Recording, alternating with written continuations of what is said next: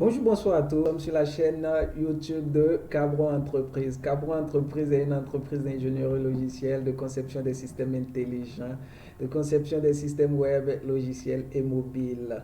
Nous nous occupons de la conception des logiciels pour des entreprises ainsi que des sites web et des applications mobiles. Pour tout besoin, n'hésitez pas à nous contacter directement en lisant la description. Nous avons lancé depuis un moment un produit à grand public dénommé Piwi que voici ici, que vous pouvez retrouver directement sur Play Store en tapant simplement Piwi. Nous nous retrouvons dans quelques secondes pour la présentation de la vidéo d'aujourd'hui. N'hésitez pas à vous abonner à notre chaîne YouTube et à partager massivement avec votre entourage. Merci. Donc aujourd'hui, on va lancer pour la première fois on avait déjà téléchargé la version 6 de Qt Creator. Et pour vous dire vrai, lorsque j'ai téléchargé personnellement moi la version 6 de Qt Creator, j'avais téléchargé la version 6.1. Je me suis rendu compte qu'il y a plusieurs bibliothèques au fait qui n'étaient pas prises en compte au fait à travers cette version, telle que par exemple la bibliothèque multimédia. Et ici, je me suis amusé au fait à faire une à deux recherches là-dessus. Et vous voyez, ils m'ont dit, oui, au fait, il y a plusieurs au fait, bibliothèques, au fait, et librairies, d'accord, qui ne sont pas prises en compte, au fait, dans la version 6.1, d'accord, qui malheureusement, et je vais dire heureusement, ouais, a été rajouté dans la version 6.2 de Qt. Mais cette version 6.2 actuellement est en version bêta. Mais j'étais obligé de faire une mise à niveau. Je suis allé au fait dans mon dossier d'installation pour faire une mise à niveau. Je vais essayer de vous présenter cela. J'ai ouvert mon dossier d'installation. Je suis venu dans le Dix local C, dans le dossier où je l'ai installé ici, Qt6. Je fais double-clic et je viens au niveau de maintenance install comme ça. On va patienter un peu. Il va lancer au fait et comment dirais-je l'utilité de maintenance, d'accord. Donc je fais suivant. Là ce sont mes identifiants en fait qui m'ont permis de me connecter. Ici vous voyez update component, et ici je peux ajouter des composantes au fait, add, d'accord, ou supprimer des composantes. Donc j'ai fait next, d'accord. Donc j'ai fait en fait une migration vers la version 6.2, d'accord. À ce niveau ça m'a pris aussi des jours, la connexion est hyper naze. Ça m'a pris des jours au fait pour effectuer cette migration vers la version 6.2.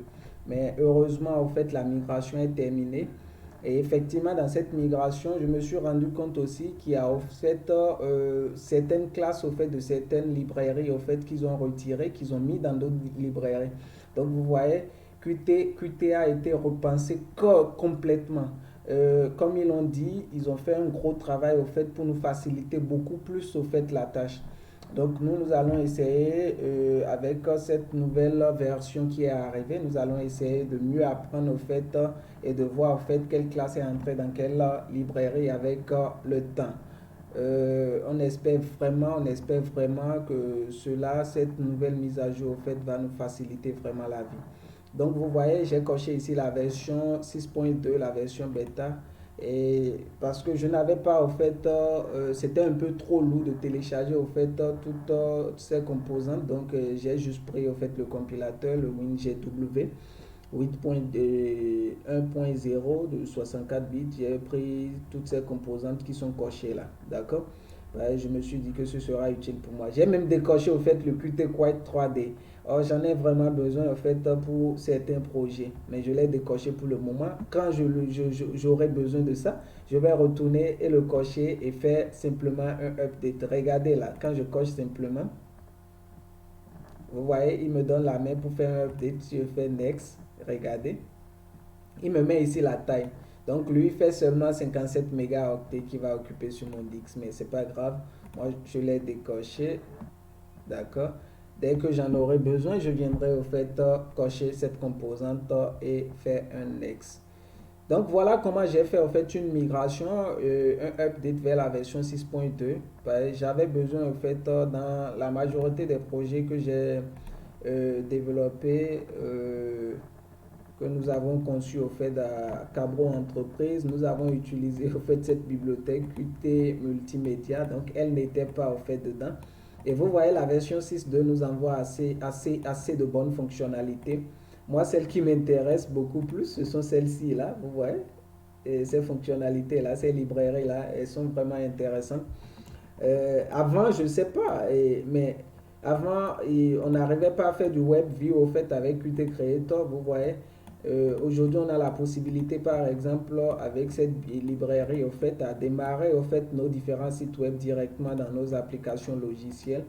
Et c'est quelque chose d'intéressant. Vous voyez les WebSockets et puis les serial ports aussi pour le codage au fait des différents équipements sur le codage et l'envoi des différentes données sur notre équipement série au fait.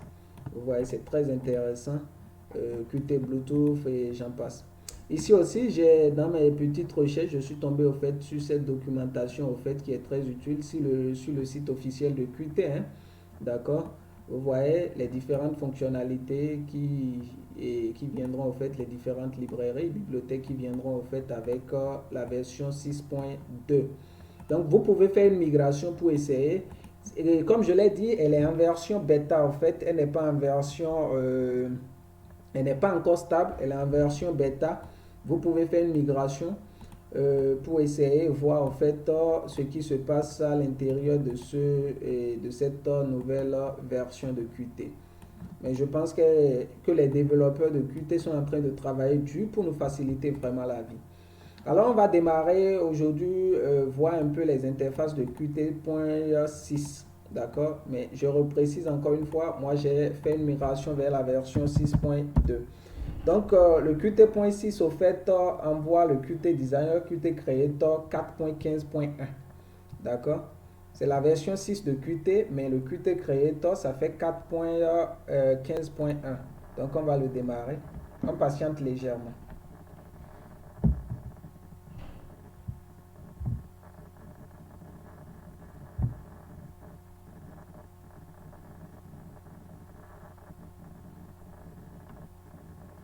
Donc, on va patienter légèrement.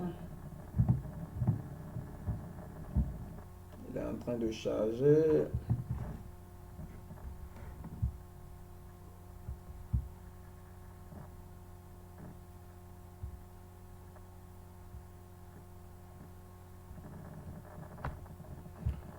En attendant, n'oubliez pas de vous abonner massivement à cette chaîne YouTube. Nous avons constaté qu'il y a plusieurs personnes qui suivent notre chaîne YouTube, mais ils ne sont pas abonnés. Veuillez vous abonner massivement à cette chaîne YouTube et nous encourager à continuer au fait dans cette lancée.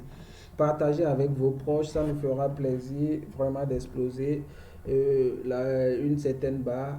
Partagez massivement avec vos proches. Incitez-les à s'abonner à notre chaîne YouTube. Nous allons continuer au fait par vous envoyer des contenus qui puissent vous aider.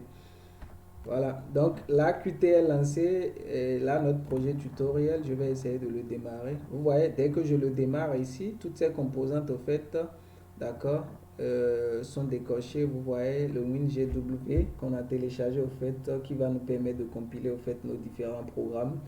Et ici c'est la version 6.2.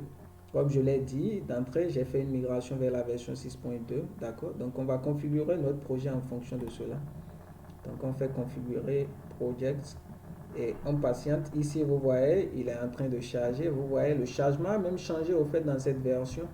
Ici, il nous montre au moins une progression au fait du programme qu'il est en train de charger. À ce niveau, vous voyez, il y a vraiment assez de choses qui ont changé du point de vue d'interface. On va voir au fait au niveau du code, est-ce qu'il y a peut-être certaines choses qui ont changé.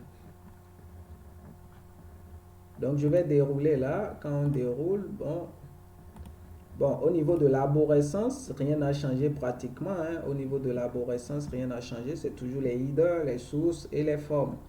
Voilà. Mais je pense ici dans la version précédente, c'était des UI, je crois, hein. C'est pas au niveau de l'arborescence. De toute façon, nous avons au fait trois dossiers, les headers, les sources et les formes. D'accord? Voilà. Ici, on va passer en mode release pour compiler. D'accord? Il va lire ici. Voilà. Vous voyez ici dans la barre en dessous ici, vous voyez, il nous met au fait un débugger même pour le QML. les messages généraux, je pense que là, ils ont modifié certaines choses, excepté dans la version précédente, on avait les problèmes, les sorties de résultats, sorties de compilation, sorties de l'application, mais je pense qu'il n'y avait pas le QML debugger et les messages généraux ainsi que les tests de résultats. Et peut-être qu'on avait la possibilité de les ajouter à ce niveau, mais là, ils viennent par défaut directement. Là, bon, on a toujours la même barre. Ici, on a toujours le menu. Peut-être en fouillant dedans, on va retrouver de nouvelles options qui se sont ajoutées. Alors, je vais ouvrir ici le CPP, autant.cpp qu'on avait créé. Ouais. Là, c'est intéressant. Vous voyez, l'apparence au fait du code a changé légèrement. Vous voyez, et la police au fait des écrits, ça a changé aussi. Bon, d'aucuns diront, ben, c'est pas quelque chose d'important, mais je pense que de façon visuelle, c'est important en fait pour le programmeur et d'avoir quelque chose de très joli au fait, d'avoir une vue agréable. Donc, on va compiler un peu pour voir ce que ça donne. Il fait ici un build. On va voir ce que ça donne.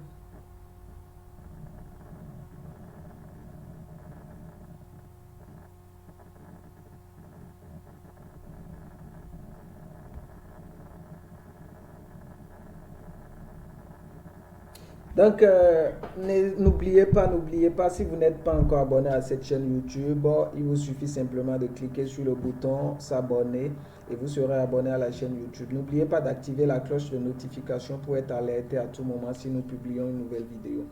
Alors, nous sommes au fait les développeurs de Cabro Entreprise. Cabro Entreprise, c'est une entreprise d'ingénierie logicielle et web, de conception des systèmes intelligents ainsi que de conception des applications mobiles. Nous avons notre siège social au Bénin.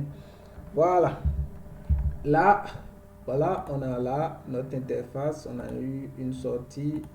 On va voir qu'est-ce qui s'est passé. Aucun bug apparent. Voilà, peut-être parce que je n'ai pas inclus peut-être des bibliothèques qui ont été retirées au fait des versions précédentes de Qt.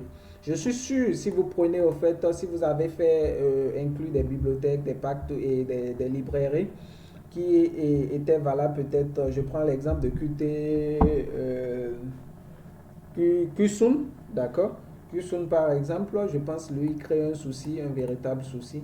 Et vous pouvez résoudre cela en allant sur le site officiel de Qt Creator. Mais toutefois, en continuant en fait dans ces tutoriels, certainement nous allons vous aider au fait à résoudre ces différents problèmes. Donc voilà, nous venons de faire notre première compilation au niveau de Qt. Et ici par exemple, je fais regarder un peu, j'enlève là. Regardez là, vous voyez, il me sort directement ici l'erreur, même avant la compilation. Vous savez, avec les versions précédentes, ce n'était pas le cas. Il me sort directement l'erreur ici, il me dit, ouais, il manque un point virgule au fait à la fin. Si je replace le point virgule, ça part. Là, par exemple, regardez, je fais peut-être, je commence par écrire du code. Il y a en fait la facilitation dans le code, dans le codage, par exemple. Vous voyez là, il me sort directement l'erreur, il me dit, ouais. Voilà ce qu'il faut faire directement, il me sort ça devant. Avant, au fait, il n'attend pas au fait que la compilation soit effectuée. Effectivement, comme ils l'ont dit, c'est pour nous permettre au fait d'aller beaucoup plus vite, d'être beaucoup plus à l'aise dans le codage, d'accord? Voilà. Donc là, voilà. Si je lui dis par exemple, c'est un exemple, hein, on s'amuse juste pour voir un peu ce que ça offre comme fonctionnalité. Je lui dis VV, la fonction VV, j'ouvre ça comme ça. Voilà, il me dit là, ben, il me sort une erreur, d'accord? Il n'arrive pas à retrouver la déclaration de la fonction VV dans le point H. Là, vous voyez, le développeur lui-même, il est en train de coder l'application.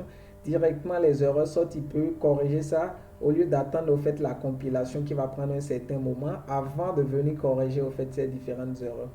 D'accord? Donc, je pense que ici, directement... ici, nous pouvons aller maintenant dans le point H ici.